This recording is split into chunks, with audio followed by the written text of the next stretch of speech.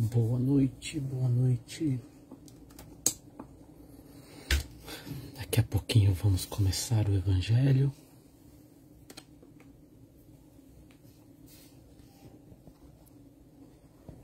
Só mais alguns segundinhos esperando dar 8h30 e já começamos. Bom, vamos lá, 8h30. Vamos iniciar o Evangelho.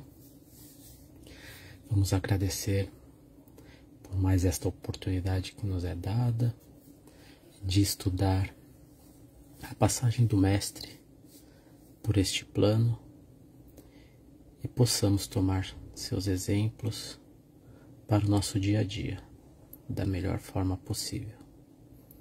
Também que possamos estar de mentes e corações abertos para o que será estudado essa noite. Que assim seja, graças a Deus.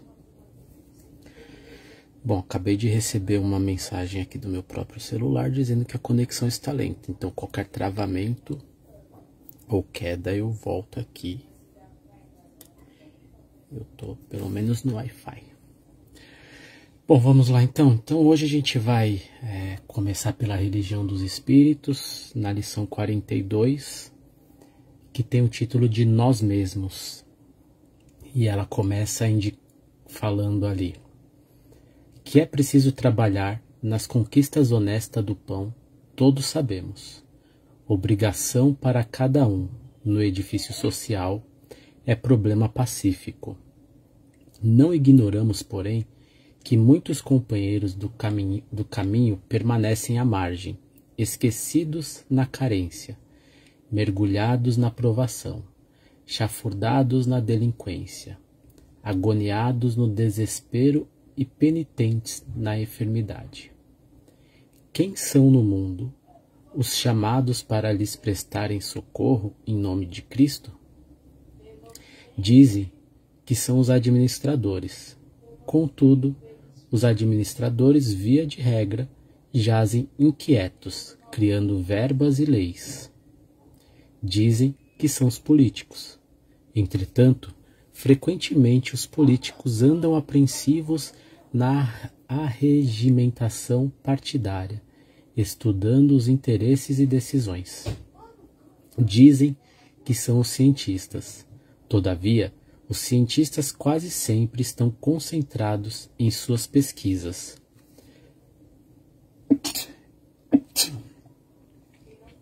Desculpa. Os cientistas estão quase sempre concentrados em suas pesquisas, multiplicando indagações e dúvidas infindáveis. Dizes que são os filósofos, mas os filósofos, na maioria das vezes, respiram encarcerados em suas doutrinas, alentando tribunas e discussões. Dizes que são os milionários. Todavia, os milionários comumente sofrem responsabilidades sem conta, fiscalizando posses e haveres. Dizes que são os comerciantes. Contudo, os comerciantes muitas vezes caminham absolvidos em suas transações, conjugando assuntos de compra e venda. Tão pejado de compromissos, vivem na terra os governantes e os legisladores, os matemáticos e os intelectuais, os abastados e os negociantes, que serão todos eles categorizados sempre à conta de filântropos e heróis, benfeitores e apóstolos, toda vez que forem vistos nas faixas mais simples da caridade. Lembra-te de Jesus, quando passou entre os homens cumprindo a lei de Deus. Em circunstância alguma formulou exigências e apelos aos titulados da terra. Em todos os lugares e em todos os serviços, irmanavam-se ele e o povo na execução da solidariedade em nome do amor divino. Assim, pois, se lembrarmos Jesus com fidelidade, quem deve alimentar os famintos e agasalhar os nus, sossegar os aflitos e consolar os que choram, instruir os ignorantes e apoiar os desfalecentes, antes de qualquer cristão desmemoriado ou inibido, somos sempre nós mesmos. Bom, aqui ele está fazendo um comentário bem direto, né, que por mais que muitas vezes a gente possa pensar em pessoas que têm grandes capacidades, em políticos, em governantes, grandes comerciantes para fazerem o bem, né, para serem filântropos, no dia a dia quem Jesus chamou para auxiliar na grande maioria foram todo o resto da população, independente do cargo que tinha, independente das posses que tinha. Entre seus próprios discípulos tinha os pescadores, tinha as pessoas um pouquinho mais com um destaque maior na sociedade, como cobradores, enfim, mas ele não usava o cargo dessas pessoas. Ele simplesmente ignorou e trouxe elas para poder ser praticantes do amor, né? Praticantes da caridade no seu mais puro sentido ali. E ele mostrava a qualquer momento, com suas ações, que não tinha realmente essa necessidade de você ter posses, de você ter alguma coisa, alguma influência para poder ajudar. E como a gente pode ajudar na prática? Como nós podemos ser essas pessoas que levam de alguma forma o amor de Deus à frente? A todo momento. Seja na empresa, quando a gente tá com um amigo ali no horário do almoço, no café ou numa conversa, enquanto não tem nenhuma atividade em execução específica que requeira a nossa total atenção, a gente tá ouvindo uma história ali, de muitas vezes de um amigo, de um companheiro, de um colega de trabalho que tá passando por algum tipo de dificuldade, seja no relacionamento, seja no cuidado com os filhos, mesmo financeira ou de saúde. A gente pode dar uma palavra. A gente não precisa ser pessoas de muito estudo ou de muitas posses para ter condições de dar uma palavra de afeto, de acalento para alguém que está precisando e está compartilhando sua dificuldade com a gente. Na nossa família mesmo, muitas vezes a gente tem situações de pessoas que estão passando dificuldades, que estão passando por certas tristezas, e uma palavra nossa também, um ombro amigo para ouvir o que essa pessoa está passando, e às vezes dá um caminho que ela não tinha pensado, que não necessariamente é um caminho de auxílio direto, né? Não preciso resolver o problema da pessoa, mas de repente fala, poxa, tem um profissional assim, tem uma casa espírita assado, tem um templo budista tal, que você pode ir lá e ver, talvez resolva, talvez te auxilie a resolver este problema. Com adolescentes mesmo, que são uma das relações mais complicadas que a gente tem, porque para adolescente tudo é extremo, né? Tudo é muito difícil, tudo é muito grande. Um relacionamento terminado é um mundo que se perde, um não que recebe dos pais também é o mundo que cai, assim como uma felicidade toma um porte muito grande, e daí a gente, depois de viver um pouco, sabe que se a gente levanta muito, se a gente sobe muitos degraus, se tiver uma queda vai ser grande. E falar isso para um adolescente também é muito difícil, né? Assim, dificilmente ele vai ouvir a gente, mas talvez ouvir e colocar situações que ele pode dar uma olhada ou diminuir, tirar o pé aqui e ali, também é uma forma de caridade. Assim, a gente tem possibilidades que não só aquelas que a gente imagina como caridade, né? De auxiliar alguém na rua, de ir visitar no hospital alguém que está doente, aquelas formas mais comuns, vamos dizer assim. A caridade está num sorriso, num abraço, numa escuta que a gente faz. A todo momento, quando a gente se disponibiliza em função do outro, com um sentimento real de amor, com um sentimento real de compreensão, é caridade. É importante a gente ter isso em mente, porque muitas vezes a gente se limita e a gente se cobra por não fazer caridade, e quando a gente começa a analisar os vários tipos de caridade, às vezes a gente fala, poxa, então quer dizer que eu tenho feito alguma coisa a mais. Isso pode nos dar ânimo para fazer mais ainda, né?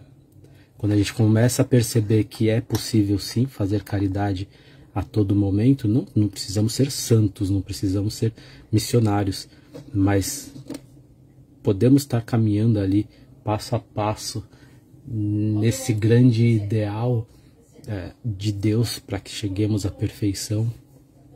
A gente pode se animar de que é possível a gente conseguir mais e mais. Bom, isso vai um pouquinho ao encontro do Evangelho.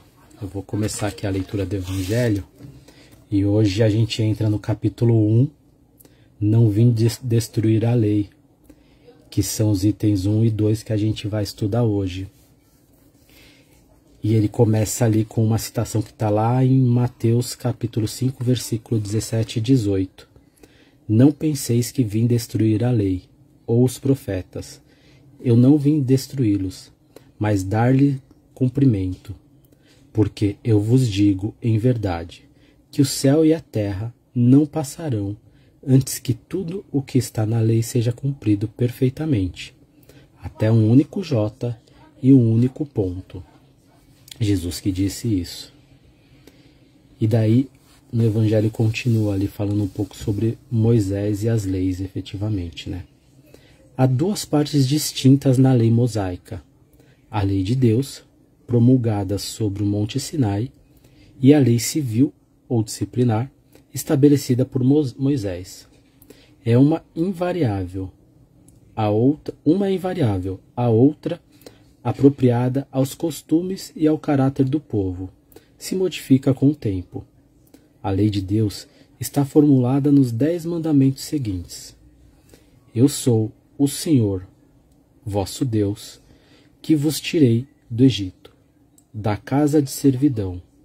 Não tereis outros deuses estrangeiros diante de mim. Não fareis imagens talhadas, nem nenhuma figura de tudo o que está no alto no céu e embaixo na terra, nem de tudo que está nas águas sob a terra. Não os adorareis, nem lhes renderei culto soberano. 2. Não tomeis em vão o nome do Senhor vosso Deus. 3. Lembrai-vos de santificar o dia de sábado. 4. Honrai o vosso pai e a vossa mãe, a fim de viverdes longo tempo na terra, que o Senhor vosso Deus vos dará. 5. Não matareis. 6. Não cometereis adultério. 7. Não furtareis. 8. Não prestareis falso testemunho contra o vosso próximo. 9. Não desejareis a mulher do vosso próximo. 10. Não desejareis a casa do vosso próximo, nem seu servidor, nem sua serva, nem seu boi, nem seu asno, nem nenhuma de todas as coisas que lhe pertencem. Esta é a lei de todos os tempos e de todos os países, e tem por isso mesmo um caráter divino. Todas as outras são leis estabelecidas por Moisés, obrigado a manter, pelo temor, um povo naturalmente turbulento e indisciplinado, no qual tinha que combater os abusos enraizados e os preconceitos hauridos da servidão do Egito. Para dar autoridade às suas leis, ele deveu atribuir-lhes origem divina, assim como o fizeram todos os legisladores de povos primitivos. A autoridade do homem deveria se apoiar sobre a autoridade de Deus, mas só a ideia de um Deus terrível poderia impressionar homens ignorantes, nos quais o senso moral e o sentimento de uma delicada justiça eram ainda pouco desenvolvidos. é bem evidente que aquele que tinha colocado seus mandamentos, tu não matarás, tu não farás mal ao teu próximo, não poderia se contradizer fazendo delas um dever de extermínio. As leis mosaicas, propriamente ditas, tinham, pois, um caráter essencialmente transitório. Bom, já correndo o risco de entrar no estudo da semana que vem, que fala um pouquinho mais da visão de Cristo, mas ele começa ali esse capítulo falando com uma fala de Cristo dizendo que ele não veio destruir a lei. E na sequência ele fala quais são as leis ali mosaicas, aliás, quais são as leis de Deus, né, os 10 mandamentos, e depois ele comenta um pouquinho sobre as leis mosaicas, e que é importante a gente ter em consideração aqui. Se a gente pega o exemplo de Jesus, na passagem dele, quando Jesus fala que ele não veio destruir a lei, e a gente vê no exemplo dele na passagem por aqui, é importante a gente perceber que em nenhum momento Jesus tentou se opor ou inferir em qualquer regra de organização humana, né? Ele entendia que as leis que os homens faziam eram importantes para manter minimamente um estado de convivência organizado, um estado de convivência aceitável, dado a evolução nossa aqui na Terra. É meio que a gente imaginar que se a gente não tivesse leis hoje, uma boa parte da população ia estar em total desarmonia, né? Fazendo o que quisesse, sem se preocupar com qualquer tipo de impacto, porque efetivamente a gente não está evoluído o suficiente para entender que qualquer coisa que a gente faça que vá contra o bom senso não é a palavra, mas vai contra, vamos usar uma palavra bem forte, o amor de Deus, que vá contra o respeito às criações de Deus, vai nos impactar lá no futuro, nas nossas próximas encarnações e mesmo na erraticidade, quando a gente estiver ali vivendo a vida real, né? Todas as ações que tomamos que vão contrária às leis de Deus vão sim ser motivo de punição própria. Não que Deus vá nos punir, mas assim, a gente vai se sentir mal por ter mentido para o outro, por ter enganado o outro, por não ter auxiliado quando a gente teve a possibilidade de auxiliar, e por isso que a gente reencarna, né? Porque a gente vem, quando a gente vê tudo que a gente deixou de fazer, tudo que a gente fez de errado, a gente fala, poxa, eu poderia voltar para tentar de alguma forma reparar ou para tentar aprender melhor como lidar com essa situação. E por isso existem as leis, e Moisés criou 600 e tantas leis depois ali, que são as leis mosaicas, para tentar organizar a sociedade de uma forma mínima que ela conseguisse conviver e talvez entender um pouquinho melhor essas 10 leis divinas, né? Por mais que tinha questões punitivas ali, mas era para tentar restringir as pessoas a fazerem o mal. E Jesus em nenhum momento ele criticou essas leis ou tentou se opor, tanto que ele falou, dai a César o que é de César, né? Quando o povo, na verdade, quando ele foi preso para a crucificação, ele aceitou, ele fez com que os apóstolos dele não agissem em função daquela decisão legal que foi tomada pelo governo, né? De alguma forma,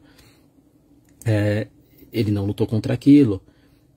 Quando ele foi questionado ali, numa tentativa de libertação dele, se ele realmente era rei, enfim,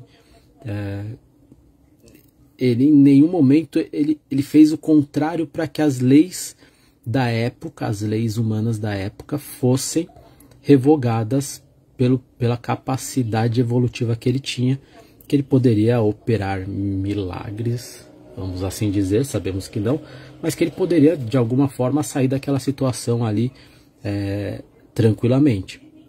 Aonde ele veio atuar? Nas leis de Deus. E essas leis que ele comenta ali, que a gente vai ter que cumprir, cada pingo no i, cada jota, cada ponto que está na lei de Deus, para conseguir seguir, né? Céus e terras não passarão até que cada jota, cada centil seja pago, né?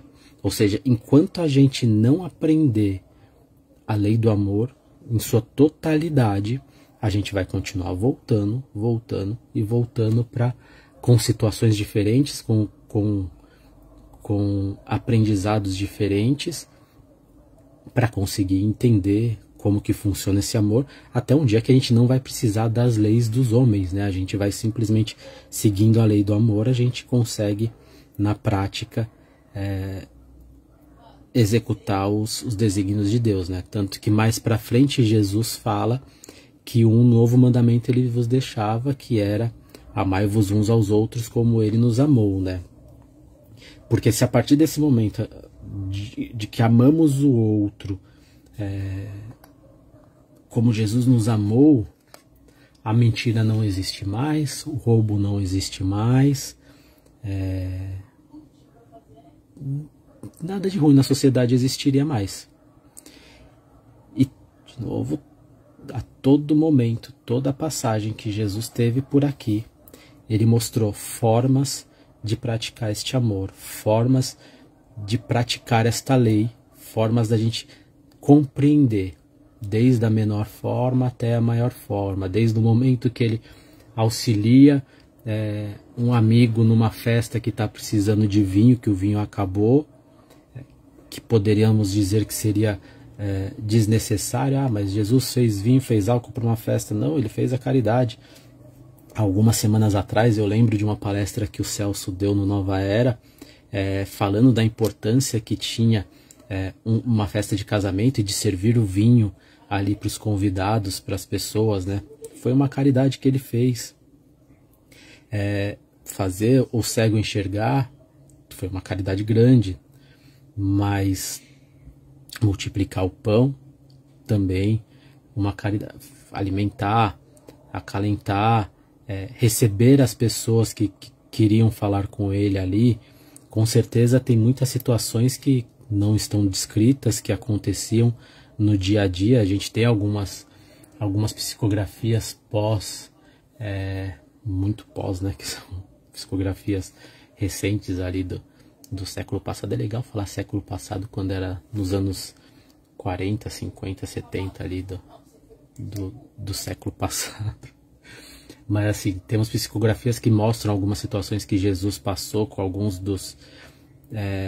das pessoas que até aparecem de alguma forma na Bíblia, mas no Evangelho, mas outras que não. Um muito bacana que tem, não tenho ele aqui, não vou lembrar o nome, mas ele tem várias passagens de Jesus se encontrando com pessoas diversas, é muito bacana, e mostrando que a caridade é o único caminho, que a lei do amor era tudo que ele veio aplicar, e em nenhum momento ele foi contra esta lei do amor.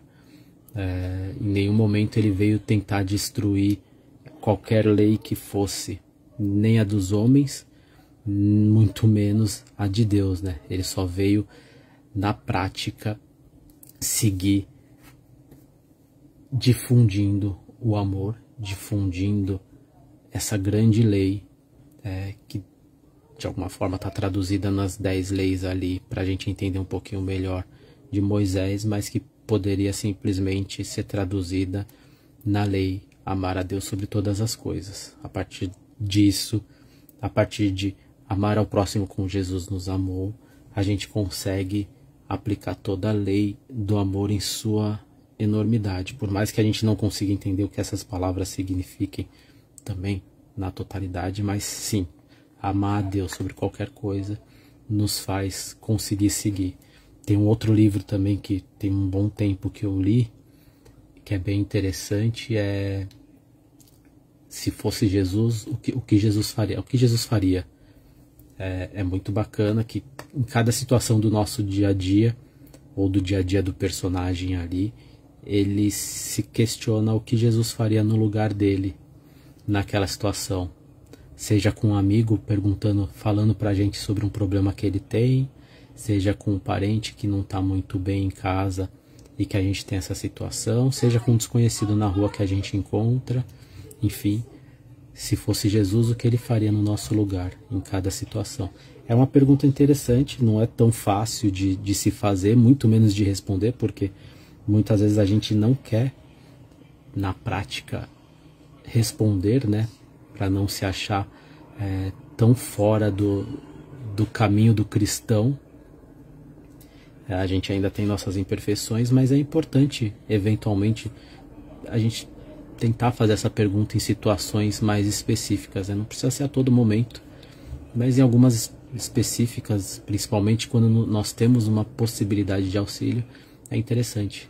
Se fosse Jesus, o que ele faria no nosso lugar? Bom, pessoal, eu acho que pro estudo dessa noite é isso. Vamos então fazer nossas vibrações e agora nos unindo em um único pensamento, vamos vibrando por aqueles que estão no nosso lar conosco, vamos vibrando por aqueles que vivem com a gente, mas que nesse momento estão fora de casa.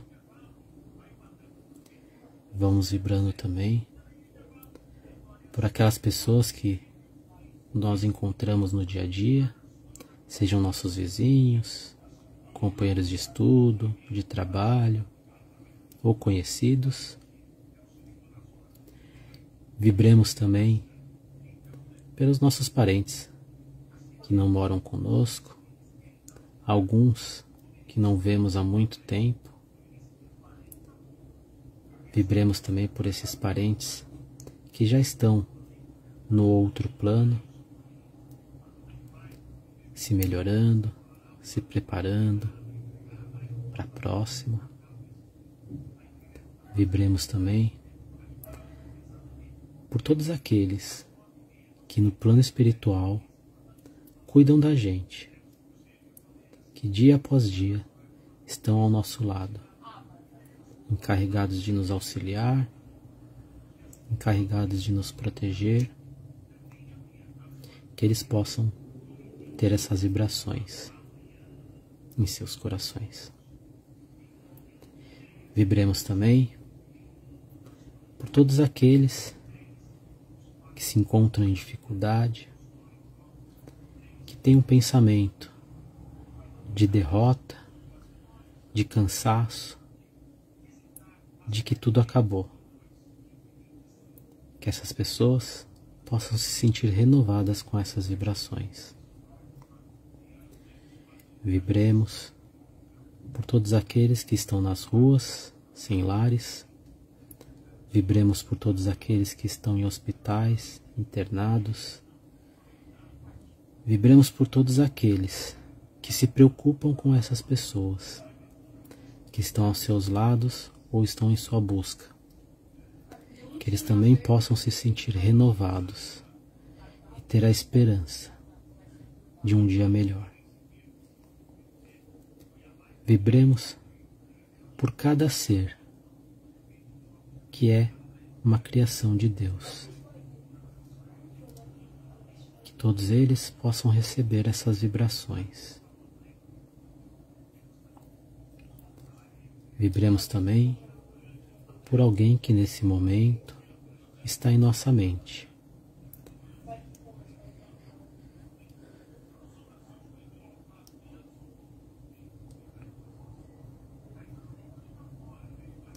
E ainda pedimos permissão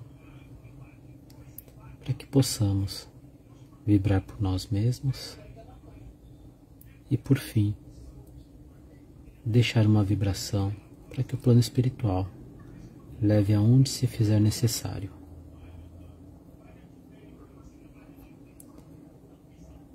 e agradecidos por mais esta oportunidade de aprendizado,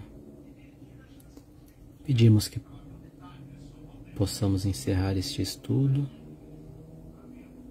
e tenhamos uma semana calma, de muita paz e saúde. Que assim seja, graças a Deus. Bom, pessoal, agradeço a todos que estiveram online e aqueles que vão assistir pós-postagem.